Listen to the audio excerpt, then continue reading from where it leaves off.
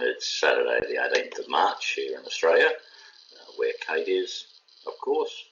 It is Friday. Here we are in Australia. I thought I would just show you where Kate is. Kate, we're going to be hooking up with Kate in Canada at Fort McPherson. That's where Fort McPherson is.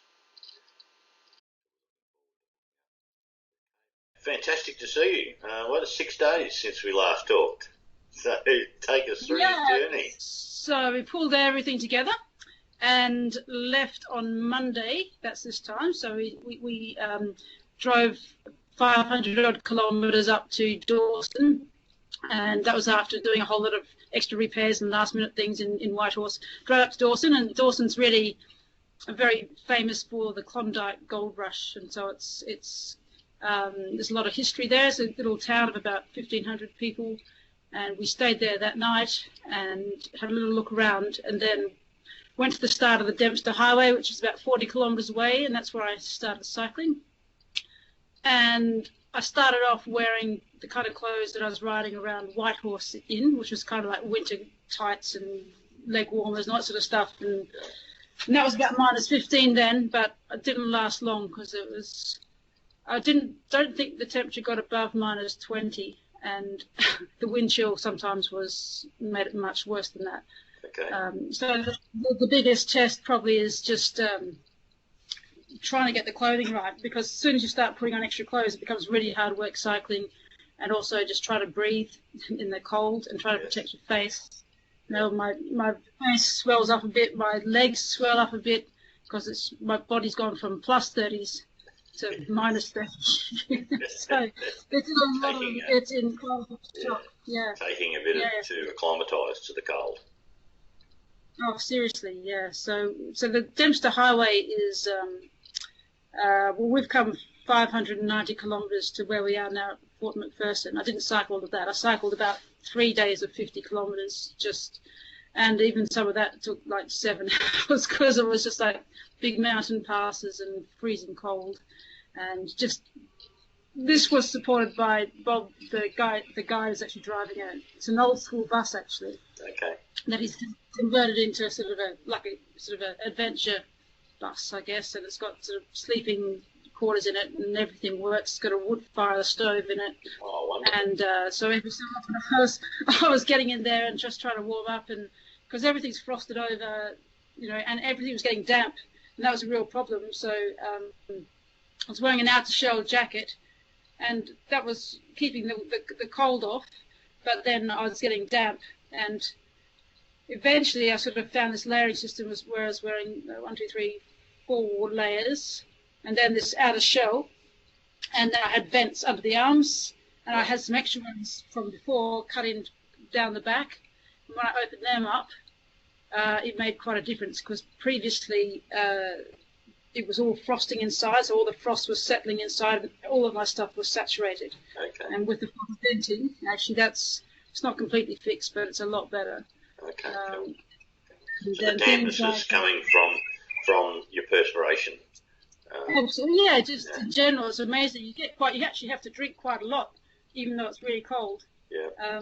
Because you lose so much moisture all the time. And my boots have liners inside, and they take them out and try and dry them out.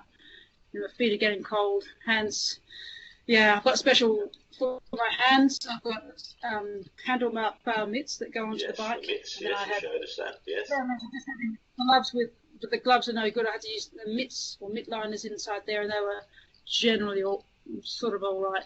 Okay. But they're very awkward because I can't really change the gears.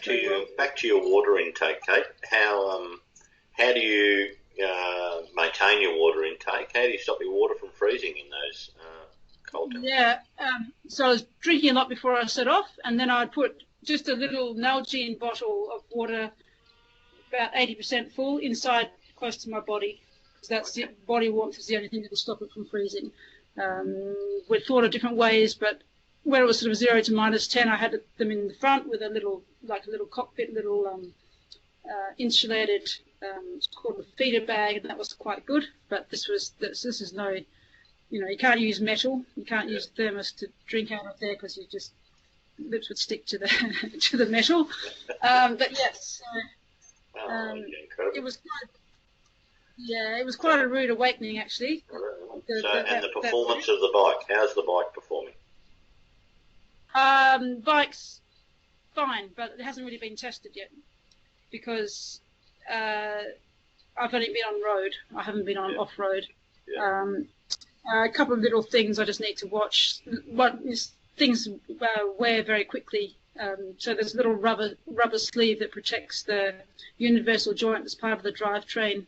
So part of the drive shaft for the two-wheel drive system, and that's already just broke. I haven't even used it hardly. So, so things break pretty easily. So I haven't quite got all the clothing right yet. So what I'm finding is because I'm having to wear this outer shell, and it's a little bit tight, slightly tight, and so every time I'm lifting my legs, it's just a lot of resistance. Okay. So it makes it. Okay, you've got a few things to work on then, haven't you? Yes, yes. You'll get there. So what's happening now? Yeah, we've arrived here at about 8:30 in the evening now, and so that's myself and Bob Duff, and then Claudia von Planter, the filmmaker, and Bob's wife Teresa are not that far behind us, so I'll catch up with them pretty soon. So we've got Civilization tonight, and then when we're ready, we'll set off tomorrow towards Old Crow. I don't know how long it's going to take. I think it's about 250 kilometres, so it's going to be. I just don't know what I can do. But what we had to wait to find out whether there was a track that had been put in, and because we're going to meet a sort of dog sleds coming through at one point, so it's going to be quite cool. And it's only just been put in, so that's good, because if we get bad weather and it snows or it's really, really windy, then we lose the track. And then it becomes a nightmare. I don't know how we go. It's a bit dicey. So it depends how hard that track is, essentially, as to how much I can do. Okay. And the rest is up to me. So we don't know. Incredible. But also, we will have the Iridium Pilot, so we should be able to communicate a little bit more easily on the road. I didn't have anything other than a sat phone the last few days because Claudio was bringing that from London, so he's done a little introduction, so he should know how it works. But we'll have that. So I dare say it'll take quite a little bit of time to set up tomorrow. There's so much to pull together. I mean, we were behind our bus. We were dragging a trailer with 3 snow machines, whole lot of fuel, all sorts of supplies. It's quite a big operation just to do this. So, yeah. So heading off tomorrow, that's good. I had a quick look at the weather forecast for Port McPherson, and I said it's about minus 22 there at the moment. But good news, tomorrow it's going to warm up to a beautiful minus 17 for you later in the afternoon. So. Perfect. Yeah. So the other day I set off and it was like minus 29 when I set off. Yeah, well, I think it's going to get down to minus 28 tonight over there for you in the early morning. So. Oh, it doesn't matter tonight because we're inside. Yeah. And we'll have quite warm tents. These tents are they're called Arctic oven tents, and you can actually put a little stove inside, so it warms them up. Okay. It's just on the trail. I won't be able to jump in the bus every time I get cold. Yeah. Whereas every 20 kilometres or so, every hour and a half, I was getting pretty cold. Yeah. But I'll be working harder also on the trail. And hopefully you'll have your layers sorted out and your clothing sorted out, and that'll be better too in the future. Oh, yeah, I just don't have many other options because Bob says that this. Like I spoke to people who cycle the Iditarod Trail, and they use cycling gear underneath their stuff. And Bob's saying you should never wear stuff that's too close to the skin. So I don't know. Trial and error, see how you go. Fantastic. Yeah, I guess I might try it again, but under these this outer shell, which is actually good. It's just not. It needs to be made slightly differently for cycling to allow a bit more freedom of movement. Okay, cool. So you're heading off towards Old Crow, and who knows when we'll get a chance to connect up with you again. We'll see how we go. Well, probably 5 days or 4 days if I'm doing well. Yeah. So maybe towards the end of the week. All right. I don't want It's hard. I just say we don't really know. You know, my knee's a little bit sore, but it'll get through it. The rest of my body feels a little better. I was just really tired actually today, so I had a day off. Okay. Didn't need to. We had to drive. We drove about almost 500 kilometres to get to here. Big drive. So Big drive.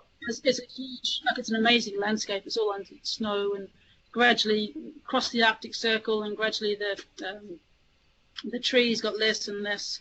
So it's not, just sort of above the tree line pretty much Okay. now. Cool. All right. We look forward to seeing some photos. Good luck, and we'll catch up with you in a few days' time. Yeah, that's great. That's good. It's good to do this anyway, and just keep everyone on track. All right. I've got a blog on this, so I'll post that, and you'll get that. Okay. Very good. Well, we wish you luck. We look forward to talking to you soon. Okay.